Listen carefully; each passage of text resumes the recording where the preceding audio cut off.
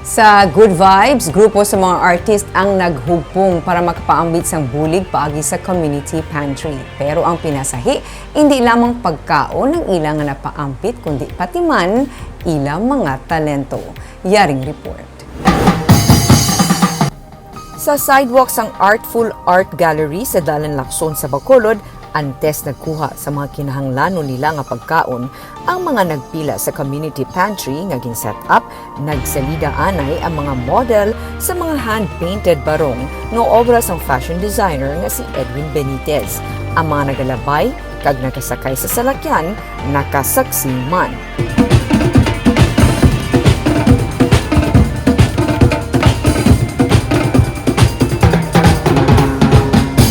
May mga nagpila nga wala nakapubong nga mag-upod santo sa drumbeat sang Kamighon Brass Drumbeat and Pop Band sa Kolehiyo San Agustin. May utan, tinapay, habon, mask ug face shield ang yara sa community pantry. Si Manang nakalabay lamang sa lugar gikan sa ilang nga pagbaligya sa mga plastik. Manang, taga-diin ka mo nang? Barangay 10. Di ano nakita nyo lang na di? Naagyan nyo lang? Sino kay Evening Sevillano na inspire sila sa mga community pantry nga nagginuwa. Lugang pa niya, bangod man sang napahamtangan sang ilang nga art gallery, masami may mga nagasulod kag nagapangayo sang bulig. Wala pa man nagtuhaw ang community pantry. It is so hard to turn them away knowing that everybody is experience what they're experiencing right now, not everyone. So I was thinking, why not we do it because we have a perfect location.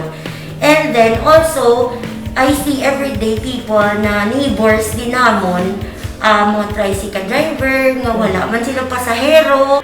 Magluwas sa pagkaon, may mga pre-loved kag wala pa magamit nga mga art supply kasubong sang pens, canvas, acrylic paint ang natipon man para sa mga maluyag sini.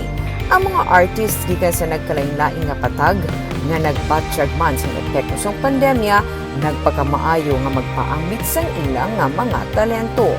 We also ask the artists, all kinds of artists, not just visual artists, but performing artists, fashion designers, mga sa music, no? So we ask our circle also here in Bacolod. And these people, these artists, volunteer their time.